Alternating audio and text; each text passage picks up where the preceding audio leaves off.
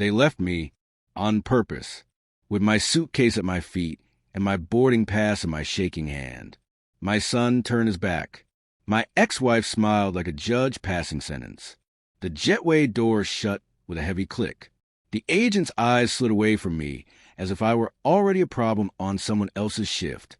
People stared. A child asked why the old man was crying. I was not crying. I was 67 years old, and the air in my chest was stuck. My name is Ephraim Holt. I worked 40 years fixing other people's broken things. At a steel plant, then at a high school, then as a night watchman. I saved every dollar, and I gave the rest away in patience and time. I love my son, Lyle. I love my ex-wife, Sable, too, in the way a man loves a house he built by hand, even after the roof leaks. It happened in Albuquerque, a bright morning that smelled like coffee and jet fuel. We were flying east for a weekend that Lyle promised would heal old wounds. He bought the tickets, said he wanted to talk without drama, said we would visit a lake where he used to fish as a boy. I believed him. I should not have. At security, Sable held my wallet, said she would keep it safe, and I thanked her. At the gate, Lyle hugged me too long, the way someone hugs when they are hiding a knife behind your back. When pre-boarding was called for seniors, he said, "Dad, you wait. We'll sort the bags." Then he and Sable walked down that tunnel, as if they were stepping into a new life, and they did not look back. There was a kindness from a stranger, a woman with a streak of white in her dark hair, holding a Boston guidebook, offered me a bottle of water. I took it. Then I sat and tried to breathe. I told myself this was a mistake. Maybe they had gone ahead to save seats. Maybe a gate agent would call my name and wave me down the jetway. The PA system coughed and announced final boarding. My name did not come. My phone buzzed. A text from Lyle. "Dad, this is better. You make everything heavy. I need space." Sable agrees. The second text arrived a moment later. "You'll figure out. You always do." There was a smile emoji that felt like a slap. I checked my pockets. No wallet. No cash. No ID. The boarding pass in my hand had been printed by Lyle on his phone. A screenshot. A promise. It did not scan. The agent was sorry. Policy was policy. There was a police officer nearby who asked if I needed a medic. I said no. Pride is a hard coat to take off once you have worn it all your life. I walked to a window and watched the plane back away, a silver fish slipping into a sky-blue river. I had no one to call. Or so I thought. The truth was that a number had sat under my thumb for months, covered by a layer of fear and patience. I had promised myself I would never press it, not unless I had no choice. People think an air is a loud thing, a parade, a signature with a pen as heavy as a hammer. It is not. It is quiet. It is a letter you keep in a drawer and a key you tape to the back of a photograph. My grandfather, Argyle Holt, believed in tests. He ran farms and rail yards and a little bank in a little town that grew into a river city. He also ran our family like a board meeting. When he died, he left a will that was not a will. It was a map of conditions. I never chased his money. I chased my boy's approval instead. But the lawyer had said a strange thing last winter. "Ephraim, if the people you gave your life to show you cruelty at last, the trust opens, not for revenge, but for release." I had laughed. Then I put the letter away and prayed I would never need it. At the window, with the plane lifting into the sun, I felt something inside me unclench. Not anger. Not yet. Something like clarity. I remembered the week Lyle's mother asked me to sign the divorce papers next to an apple pie she had not baked. I remember the day I co-signed Lyle's first car after he lost his job at the feed store and said it was not his fault. I remember my mother's last words in a nursing home she had begged me not to place her in, words that tasted of mint tea and longing. Be kind, but not blind. The airport announced a delay for a flight to Omaha, and a man in a cowboy hat sighed, as if the news had broken his heart. Life is a line of small waits punctuated by sudden doors. One had just opened. I picked up my suitcase. It was light because there was not much in it. 2 shirts, a Bible with my father's initials, a photograph of Lyle at 9, his hair wet from the lake, fish like a grin in his hands. I took the elevator to the lower level where the noise changes shape and the smell of rubber meets the smell of hope. Taxis idled. People hurried past me. A bus driver sang softly to herself. I pulled out my phone. My thumb hovered over the number of a man named Mercer Quill, a name that sounded like a feather and wrote in ink that never washed away. He had told me, if the day comes you call, do not explain, just say the words. The screen reflected my lined face and the yellow ceiling lights like a street at night after rain. I pressed call. It rang once. It rang twice. Then the line clicked and a calm voice said, "Mr. Holt?" My mouth went dry. I looked back through the sliding glass doors at the escalators and the travelers and the life that had just left me on a silver wing. A taxi pulled up. The driver leaned an arm out the window and asked, "Where to, boss?" The voice on the phone waited. The airport hummed. Somewhere above the clouds, my son lifted a plastic cup and toasted the freedom he thought he had won. I opened my mouth to speak, to name a city, to name a plan, to name a future I had never allowed myself to imagine. And then, standing on the curb with my old life drifting away like exhaust, I saw who was getting out of the taxi behind me. The door opened and a tall man stepped out, dressed in a charcoal suit far too fine for the dust and noise of the airport curb. His hair was silver, his shoes black enough to catch the sun. He looked at me the way someone looks at an old photograph they never expected to see again. "Mr. Holt," he said, closing his phone and offering his hand. "Mercer Quill, you called." I just stared. I had spoken his name seconds before, and there he was, as if time itself had been around my need. He smiled slightly, like a man used to disbelief. "Your grandfather trusted few people," he said. "I was one of them. He told me to be ready, should the family forget what loyalty means." His words hung in the air like dust and sunlight. For a long moment, I could only hear the rumble of buses, the laughter of strangers. Then quietly I asked, "You came all this way?" "I never left," Mercer said. "You just stopped calling." He took my suitcase without asking and gestured toward the taxi. "Come, we have work to do." As we pulled away, the airport grew small in the rear window, a blur of glass and motion. My hands trembled, not from fear, but from the weight of everything I had lost, and the strange, growing sense that something had just begun. Mercer said nothing for several minutes. He only studied the traffic, the sky, the old wrinkles in my reflection. Then he spoke again, softly. "Do you know why your grandfather left the trust the way he did, Ephraim?" I shook my head. He said it was for the future of the family. I never asked what that meant. Mercer smiled, not kindly. "He meant you. You were the only one who didn't ask for anything. The others all wanted the money before they had earned the right to carry his name. He wanted to see who would live a good life without expecting reward. You passed his test decades ago." I felt my throat tighten. "I never wanted a test," I said. "I just wanted peace." Mercer nodded. "And that's why you'll have both soon enough." The taxi turned off the highway toward the edge of the city. The skyline gave way to open land, the color of wheat and bone.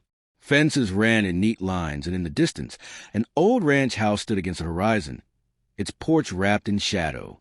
Something about it pulled at me, as if I'd seen it before. Mercer noticed. "Your grandfather's retreat," he said. "He bought it 50 years ago under a different name. No one ever found it, not even your father." When we stopped at the gate, Mercer tapped the driver's shoulder, paid him in crisp bills, and motioned for me to follow. The wind carried the smell of cedar and dust. There were horses somewhere behind the house, their hooves soft on the earth. The place felt alive, but untouched, like time had been waiting for me to arrive. Inside, everything was immaculate. A leather chair, a writing desk, a wall of photographs, each one of my grandfather standing with strangers, dignitaries, and farmhands. But at the center was one picture I had never seen, my younger self at 10 years old, holding a wooden toy tractor, smiling with a missing tooth. On the frame, engraved in tiny letters, were the words, "The one who remembers." I sat down slowly. "What is this, Mercer?" He placed a folder in front of me, thick and bound with a red ribbon. "It's your inheritance," he said. But not the money. Not yet. The real inheritance is the truth your family hid from you, and the decision you must make next. I opened the folder. Inside were photographs of Lyle and Sable, taken just weeks ago, at the same lawyer's office I had visited after my grandfather's funeral. They were smiling beside a man I didn't recognize. On the back of one photo was a note in Mercer's tidy handwriting. They knew about the fortune. They came looking for it. My stomach turned cold. I looked up. You're telling me they knew? Mercer nodded. They came to me last month, told me you were unwell, that you had given them power of attorney. They wanted to access the Holt Trust. But your grandfather was too clever for that. The clause opened only if your kindness was repaid with cruelty. Today, when they left you behind, they opened the door themselves. I leaned back, feeling the weight of every breath. So what happens now? Mercer looked out the window, where the sun had started to set over the distant hills. Now, Mr. Holt, you decide what kind of man you wish to be with power in your hands. We can reclaim every dollar, every deed, every name they took from you. Or, he paused, his eyes narrowing slightly, you can build something new, something they'll never understand until it's too late. I thought of Lyle's text, of Sable's smile as she vanished down the jetway. My heart wanted revenge. My soul wanted peace. The two desires wrestled inside me like brothers who could not share a roof. Mercer stood, handed me a set of keys, and said, "There's a truck in the barn, food in the pantry. Rest tonight. Tomorrow we begin." As he turned to leave, I asked, "Begin what?" He looked over his shoulder, his voice a whisper carried by the wind. "Your comeback." The door closed. The house creaked as if it were breathing. I stared at the folder on the desk, at the photos of my son and ex-wife smiling over the lie that cost me everything. And then, for the first time in years, I smiled back just slightly enough to feel alive again. Outside, thunder rolled across the plains. The storm was coming, and I would be ready. As lightning flashed through the window, my phone vibrated on the desk. A message from Lyle. "Dad, something's wrong. Please call me." The phone buzzed again in my hand, lighting up the dark room. "Dad, please call me. I think someone's following me." My first thought was that it was a trick. The same boy, no, the same man who had walked away from me at the airport would not suddenly turn to me for help, not unless he had no one else. I stared at the message until the words blurred. Outside, rain began to whisper against the windows, soft at first, then steady, as if the night itself were waiting for my answer. Mercer's voice echoed in my head. "Now you decide what kind of man you wish to be." I sat at the desk, the old wood groaning under my elbows. The phone vibrated again, this time with a call. Lyle's name flashed on the screen. For a long moment, I just watched it ring. Then, against my better judgment, I answered. "Dad." His voice cracked. "Thank God. I didn't think you'd pick up." My throat tightened. "What do you want, Lyle?" I don't know how to explain this. Mom and I, well, things went wrong after we got to Boston. Someone broke into our hotel room, took her purse. Then this guy showed up at the front desk asking about me. He said your name. I froze. "My name?" "Yeah." He said he worked for you. "But that doesn't make sense, right? You don't have employees. You don't even have a job anymore." His voice trembled. "Who is he, Dad?" Before I could answer, a knock came at the door. 3 slow, heavy taps. I turned toward the sound. The phone pressed tight against my ear. "Lyle," I whispered, "where are you right now?" "In the hotel lobby. They said they'd call the police if the man came back. He's outside. Stay where you are. Don't go anywhere until I call you again." I ended the call and stood. The knocking came again, more urgent now. I crossed the living room quietly, each step creaking on the old floorboards. The house smelled of cedar and old leather. The rain beat hard on the windows, and the wind rattled the shutters like bones. When I opened the door, Mercer stood there, soaked to the skin, a dark coat clinging to his shoulders. His expression was unreadable. "You shouldn't open the door without asking who it is," he said, stepping inside. "You shouldn't send men after my son," I replied. He paused, water dripping from his sleeve. Ah, so he called you. You scared him. I tested him, Mercer said, his tone flat. Your son wanted control of the trust. Now he realizes the world is not as safe as it looked when he walked away from you. Enough games, I snapped. He's terrified. Tell me what's going on. Mercer sighed, removing his coat and hanging it on a peg. The Holt estate is vast, Ephraim. More than you ever guessed. Land, companies, patents. When the trust activated, it triggered attention. Lawyers, partners, even people who tried to bury the truth decades ago. Someone has been waiting for this inheritance to surface. And if they believe your son is involved, they'll come for him, I finished. Mercer nodded. Exactly. I ran a hand over my face. My heart pounded like it used to when the factory alarms went off at night. Then we need to protect him. Mercer tilted his head. After what he did to you, I met his eyes. He's still my son. For the first time, Mercer smiled. Not the sharp smile of a strategist, but the quiet one of a man who remembered something human. Then we'll start there. He walked to the desk and opened a leather briefcase. Inside were old maps, sealed envelopes, and a small unmarked phone. This connects to me directly. No one else. I'll arrange transport by morning. You'll fly to Boston under a different name. From there, we'll retrieve your son before anyone else does. Who are these people, Mercer? I asked. The same men who ruined your father, he said simply. The ones who thought the Holt name died with Argyle. I sat back, the weight of that sentence pressing against my ribs. I had grown up believing our family was ordinary. Now, at 67, I was discovering that our history had been a quiet war. Outside, thunder cracked like a gunshot. Mercer gathered the papers and placed them into my hands.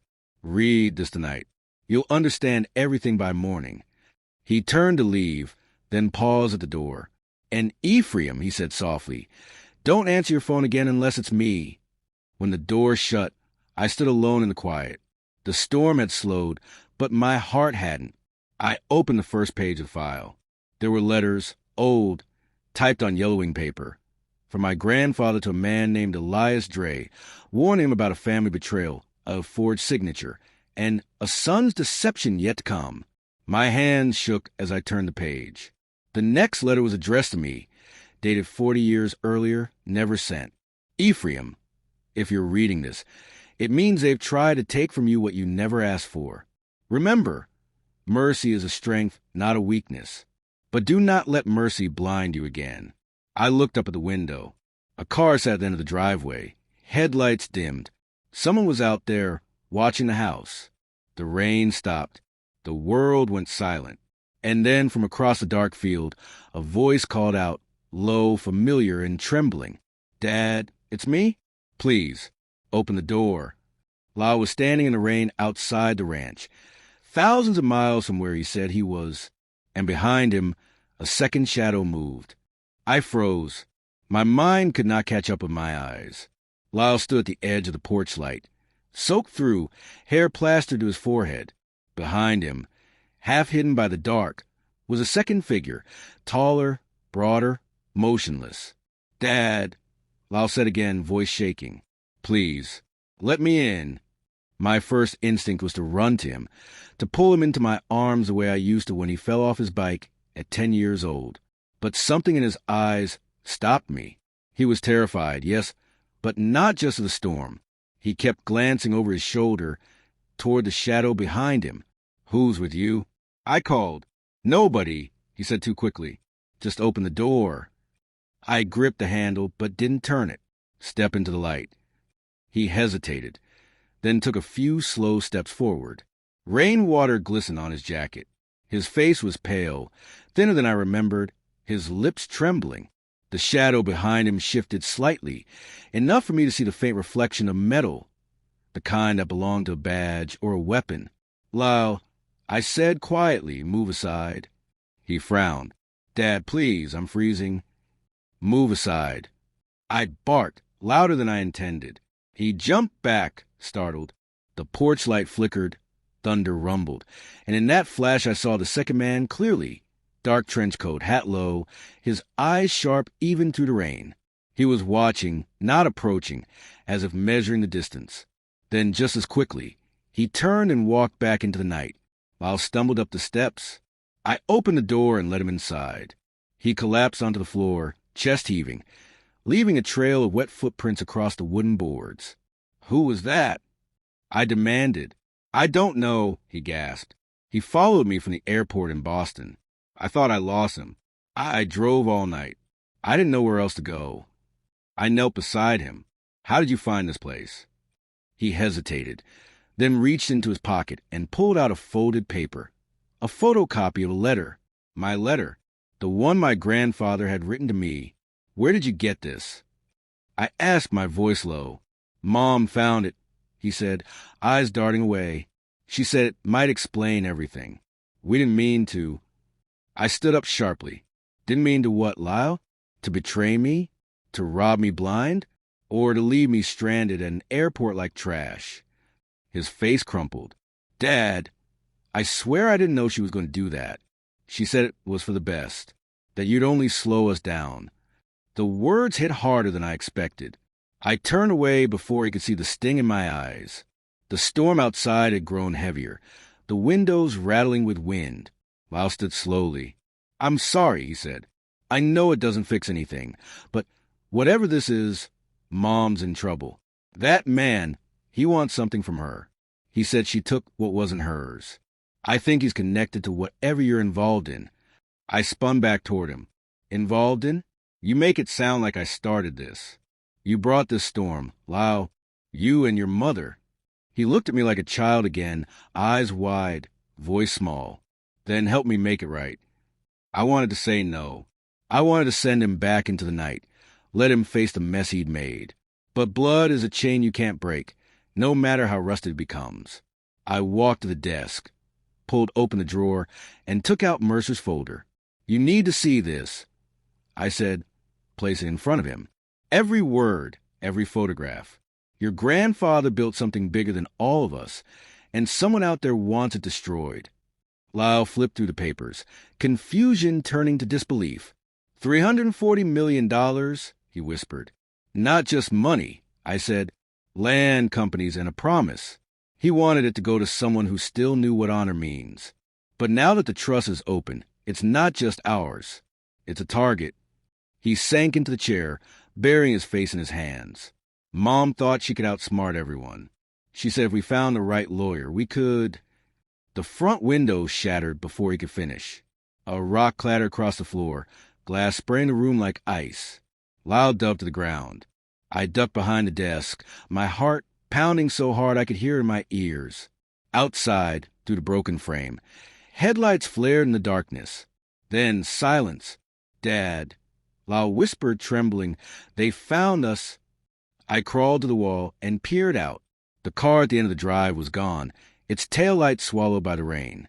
But on the porch, half buried in mud, was a small black envelope, heavy, wax-sealed, stamped with the letter H, my grandfather's mark. I picked it up with shaking hands. Inside was a single sheet of paper, typewritten like the old letters in Mercer's file. "Ephraim, it begins again. The heir must choose, family or legacy. You cannot have both." The wind tore at the open window, scattering the papers across the floor. Lyle stood behind me, pale and shivering. "Dad," he whispered, "what does it mean?" I looked at the letter again, then at him. My son, the same boy who had left me behind, now trembling under my roof, hunted by ghosts from our bloodline. "It means," I said quietly, "that your grandfather's test isn't over." Outside, a set of headlights reappeared on the horizon, and this time, the car wasn't stopping at the gate. It was coming straight for the house. The roar of the approaching engine filled the night, its sound cutting through the storm like a blade. Lyle and I froze where we stood, our shadows trembling against the walls. The porch light flickered, as if warning us to move. "Down!" I hissed, grabbing Lyle by the arm and pulling him behind the overturned desk. The car's headlights poured through the shattered window, bleaching the room in white. Rain hammered the roof in thick, angry bursts. Then came the crunch of tires on gravel, the slam of a car door, and boots sinking into mud. A man's voice shouted from outside, "Ephraim Holt, step out of the house." Lyle looked at me, eyes wide. "Who is that?" I didn't answer. My mind was already racing through possibilities. Mercer's men, Sable's new friends, or someone older, someone who had waited decades for this inheritance to surface.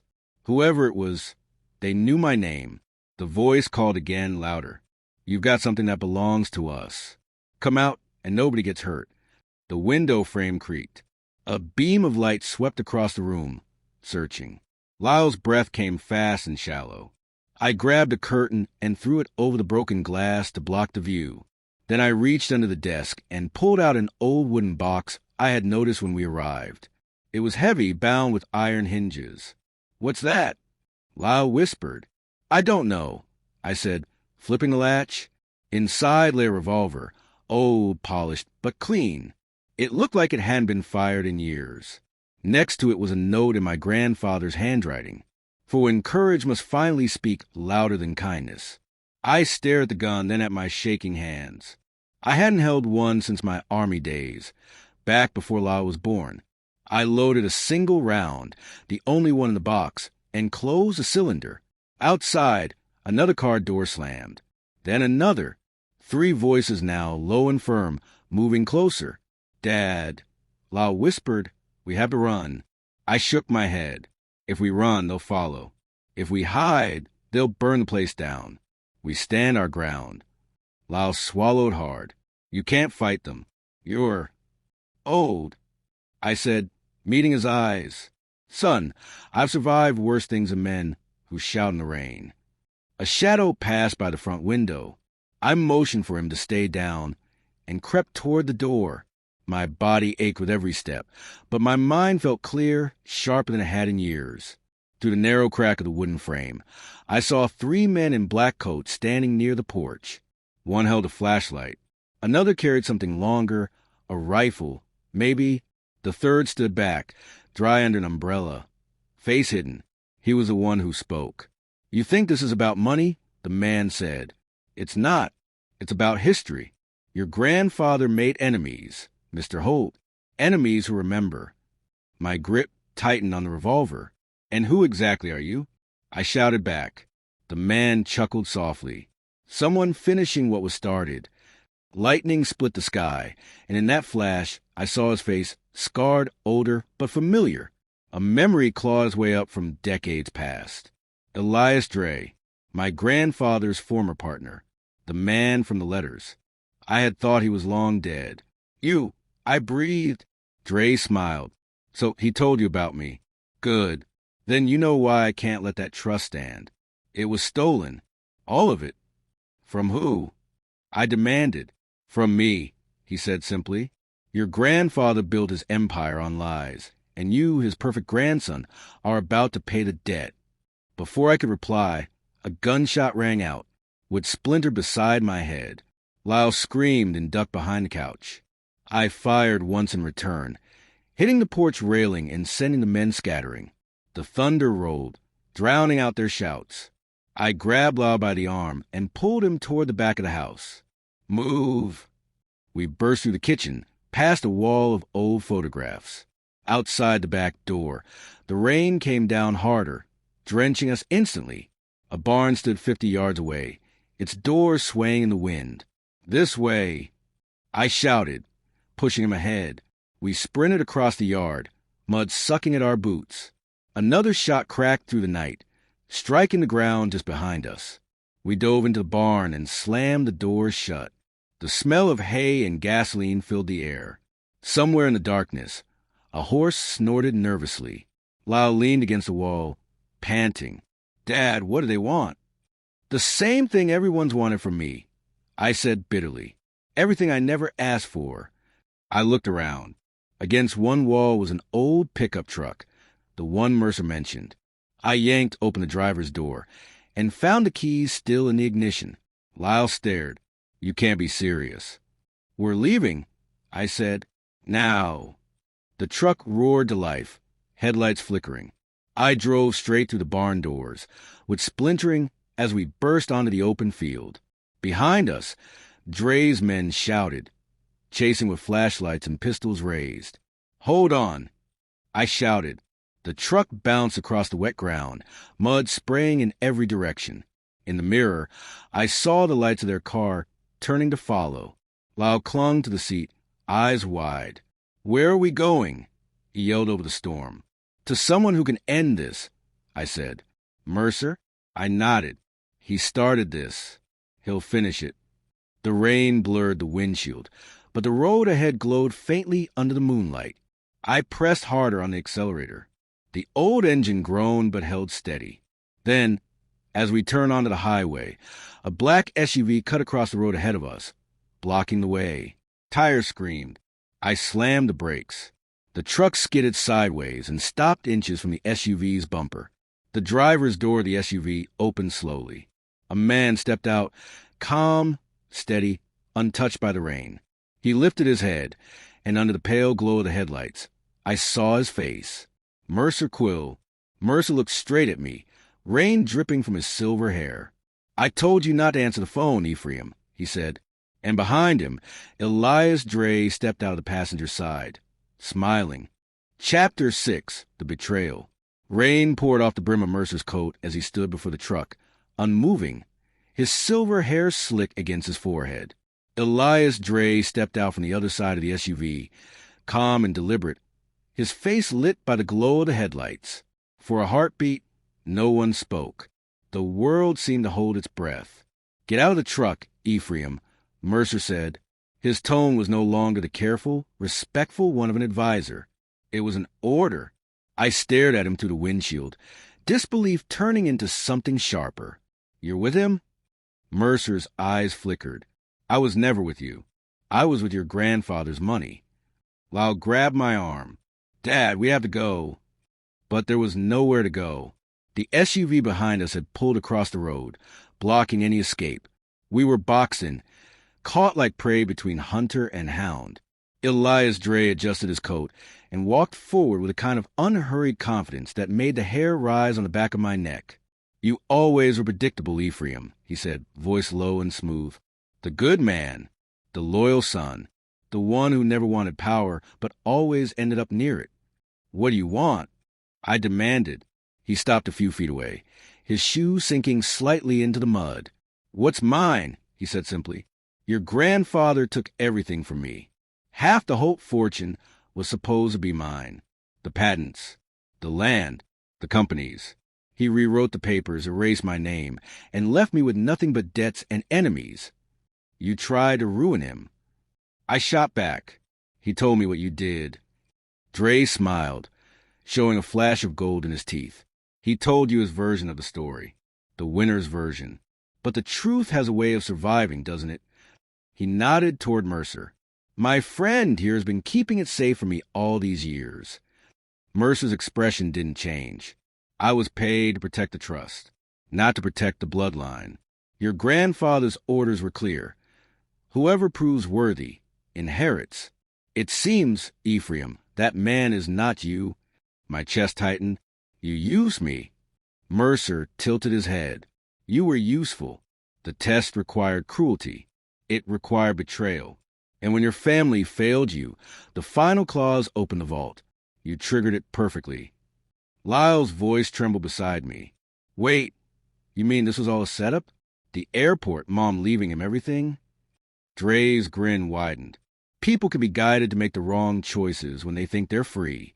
Something inside me snapped. I pushed open the truck door, the cold rain slapping my face. "You planned this from the start," I said, stepping forward. "You wanted me humiliated, broken, alone." Mercer's voice was quiet. "I needed you desperate enough to call me. The trust could only be opened by you. You were the key, Ephraim. The fool's kindness was a final password." The rage I'd buried for years finally surfaced, not hot, but cold and sharp. The kind that didn't make a man shout, but made him see everything clearly. Lyle opened his door too, shouting over the rain. "You can't just take it. My grandfather built all of that." Dre raised an eyebrow. "And what do you think he built it on, boy? You think fortunes appear from virtue?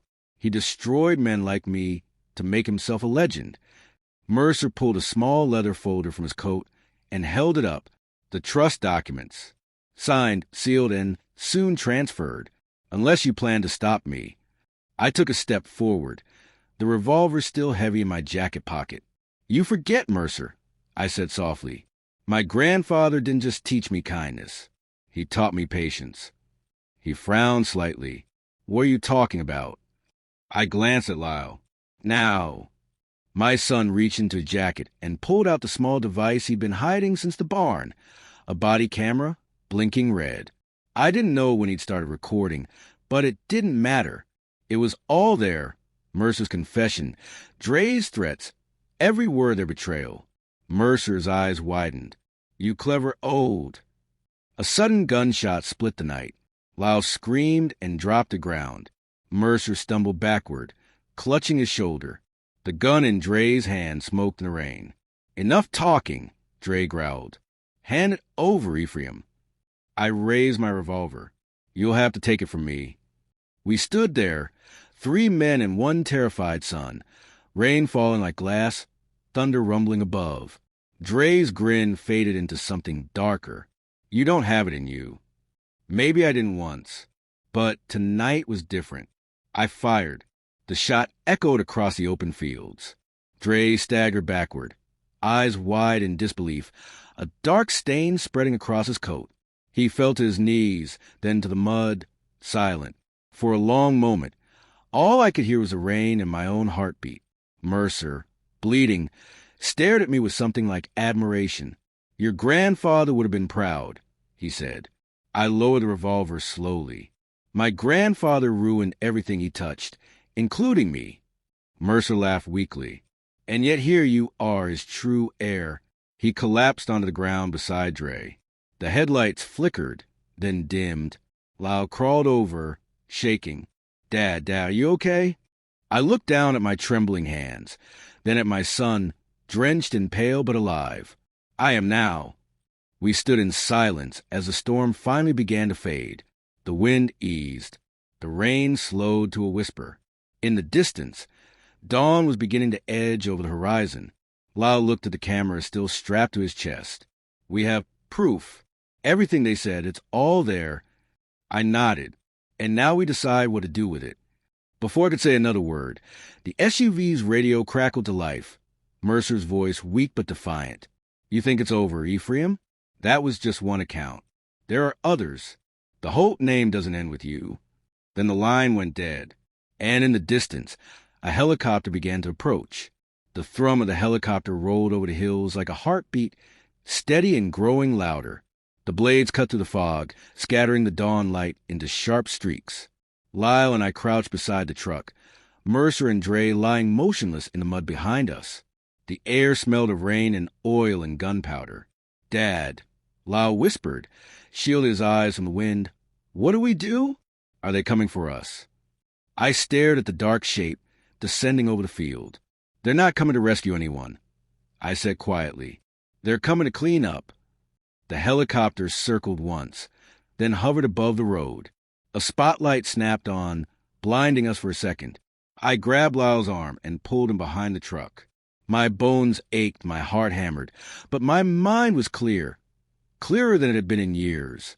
We couldn't outrun them. Not this time. I looked at my son, drenched, terrified, but still standing beside me. Listen to me, I said. You take the body cam. You get out of here. What? No. Lyle, that recording is everything. It proves who they were, what they did. It clears our name. You drive to the nearest town, find the sheriff, and give it to him. Don't look back. I'm not leaving you, he said, his voice breaking. The helicopter's door slid open. A rope dropped. 2 men in tactical vests began to descend. I grabbed Lyle by the shoulders. You owe me this, son. You left me once. Don't make the same mistake twice. He hesitated, tears mixing with the rain. Dad, please. I shoved him toward the driver's side. Go. He scrambled into the truck, started the engine, and sped off down the dirt road, taillights glowing faintly through the mist. The helicopter followed for a moment, then shifted back toward me. Of course. They wanted the source, not the copy. I turned to face them. My revolver was empty now, but I kept in my hand anyway. The two men landed, weapons raised. Their uniforms bore no insignia. One gestured toward me. "Mr. Holt, put down the weapon." I laughed, a sound that felt strange after all the shouting and shooting. "You boys don't even know who you're working for, do you?" The first man hesitated, glancing at the second. "Orders are to bring you in alive." "Alive?" I echoed, lowering the gun slightly. "That's generous." A new voice cut through the rain. "It's not generosity, Ephraim. It's business." I turned. Mercer was standing again, bloodied but smiling faintly. His right arm hung limp, but his eyes burned with the same cold intelligence as before. "You think one recording will change anything?" he said. "You don't understand how deep this goes. The Holt Trust isn't money, it's leverage. It funds elections. It owns towns. It built half the state." "Then let it die with you," I said. He shook his head. "It'll never die. But you? You'll disappear quietly. A tragic story of an old man who couldn't handle his fortune." The soldiers moved closer. Mercer's smirk deepened. "You could have had everything, Ephraim. Power, legacy, respect. Instead, you'll be remembered as a ghost." I looked at him for a long moment, then at the horizon where Lyle's truck had vanished. "You're wrong," I said. "Ghosts don't disappear. They haunt." Before he could reply, I reached into my coat and pulled out the black envelope with my grandfather's seal, the one they'd thrown to the window hours before. I ripped it open and tossed it toward Mercer. "What is this?" he demanded. "Insurance," I said. "You thought you knew the trust, but you never read the whole charter, did you?" He frowned, unfolding the paper. As his eyes moved across the page, the color drained from his face. The paper wasn't a will. It was a transfer order, one my grandfather had signed decades ago. It stated that in the event of internal corruption or coercion, the trust's entire holdings would automatically revert to the state treasury of New Mexico. Mercer's voice cracked. You triggered the fail-safe?" I smiled grimly. "You wanted the fortune. Now it's gone." He lunged forward, but I stepped back. "Don't," I warned. "You'll just bleed faster." He froze, chest heaving, the paper shaking in his hand. Behind him, the soldiers hesitated. One lowered his weapon slightly, uncertain. The helicopter pilot's voice crackled over the radio. "Sir, command says pull out. Funds are frozen. Orders terminated." Mercer's face twisted into fury. "You fool! Do you know what you've done?" "Yes," I said quietly. "I ended it." The soldiers backed away, grabbed Mercer by the arms, and dragged him toward the helicopter as he shouted threats that vanished into the wind. Within minutes, the aircraft lifted off, carrying him away into the gray sky. The rain softened to a drizzle. The field was quiet again. I stood there until the last sound of the blades faded. My legs trembled beneath me, but I stayed upright. For the first time in decades, there was peace. Not the kind bought with money or earned through fear, but the quiet that comes after you've done what was right, no matter the cost. When I finally turned, I saw the truck returning through the mist. Lyle jumped out and ran toward me, eyes wide. "Dad, are you okay?" I nodded, too tired to speak. He looked around at the empty field. "Where'd they go?" "Gone," I said simply. "All of them." He frowned. "The trust. It's over. Every cent. Every acre. It belongs to the people now." He stared at me in disbelief. "You gave it away?" I put a hand on his shoulder. "It was never really ours, son. Maybe now it'll do some good." Lyle looked down, tears gathering in his eyes. "I don't deserve your forgiveness." "You don't need to," I said. "Just learn from it." The clouds began to break apart, sunlight spilling across the wet earth. For the first time, the land felt alive again. As we turned to leave, my phone buzzed in my pocket. The caller ID read, "Unknown." I answered. A familiar voice spoke, calm, steady, and unmistakably female. "Ephraim," she said. "It's Sable. We need to talk. They're coming for me next." Chapter 8, The Final Reckoning. For a moment, I could not speak. The sound of her voice, soft, cracked with fear, dragged 100 memories to the surface. Sable, the woman I once built a life for, the woman who left me at gate A14. Ephraim, she said again, please, I didn't know it would go this far. They're watching me. I took a deep breath, the wind brushing cold against my face. Where are you, Sable? In Boston, the same hotel. They said if I didn't give them what's left, they'd come for Lyle. Lyle's eyes widened as he overheard. He mouthed Mom, and I nodded slowly. He reached the phone, but I held it back. Listen to me, I said. You stay put. Don't leave that room. I'm coming for you. She started to cry. Ephraim, I don't deserve. No, I said, cutting her off gently. But forgiveness isn't about who deserves it. It's about who needs it. When I ended the call, Lyle stood beside me, uncertain. After everything she did, you're still going to help her? I looked out over the fields where dawn had broken, light washing across the wet earth. I gave away the money, son, but not my soul. If I let them destroy her, then all of this, everything we've done, means nothing. He nodded slowly. Then we'll go together. By nightfall, we reached Boston. The city lights flickered like constellations trapped in glass towers. We parked near the harbor and walked the last few blocks to the hotel. The lobby was empty except for a single clerk and the quiet hum of the air conditioner. I told Lyle to stay near the exit. Room 417. I knocked twice. The door opened a crack, then fully. Sable stood there, thinner, paler, but still with that familiar sadness in her eyes. The kind that once drew me to her and later broke me. Ephraim, she whispered, you shouldn't have come. Behind her, 2 men in dark suits turned toward me, startled. Before they could move, I slammed the door shut from inside and locked it. You picked the wrong family to threaten, I said. The next moments blurred. Shouts, a struggle, the sound of breaking glass. One of the men lunged. Lyle appeared from the hallway, swinging the fire extinguisher he'd grabbed at the front desk. It hit with a hollow thud.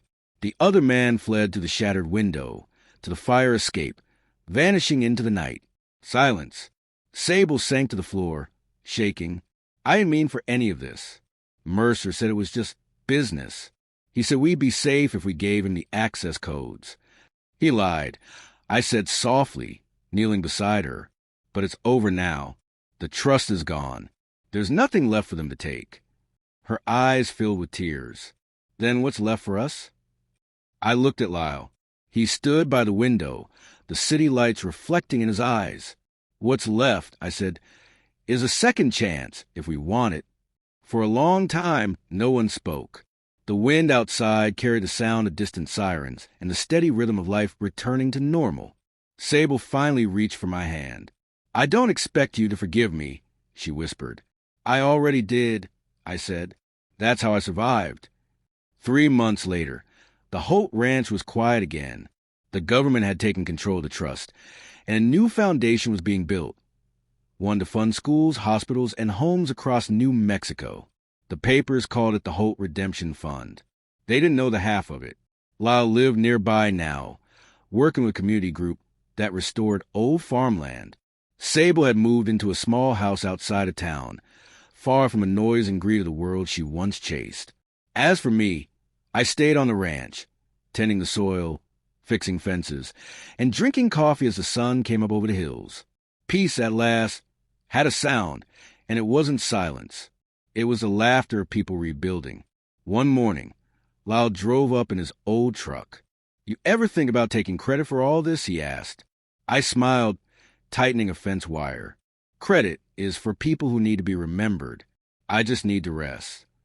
He nodded, looking out over the fields. You did good, Dad. No, I said. We did good.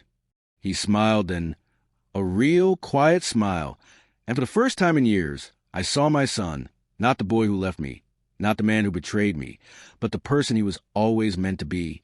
The sky turned gold above us. Somewhere in the distance, the wind carried the sound of horses and the soft creak of the porch swing. I looked up and whispered to the memory of my grandfather, to the ghost that once haunted me. It's finished, And maybe it was just beginning. A new story written not with money or revenge, but with forgiveness, courage, and the kind of love that takes a lifetime to understand. Because sometimes the richest men are the ones who lose everything and still choose to be kind. If this story moved you, if you felt every twist, every tear, every heartbeat, don't just scroll away, like the video, to show your support. Comment Legacy Lives on if you believe forgiveness is the strongest kind of revenge, and subscribe for the next story. Another life, another secret, another redemption waiting to unfold. Because every ending is just the start of something worth remembering. Thank you so much for your sweet support. I'm looking forward to your comments on the story. On the screen, you can see 2 new life stories that I highly recommend. There's so much more on my channel.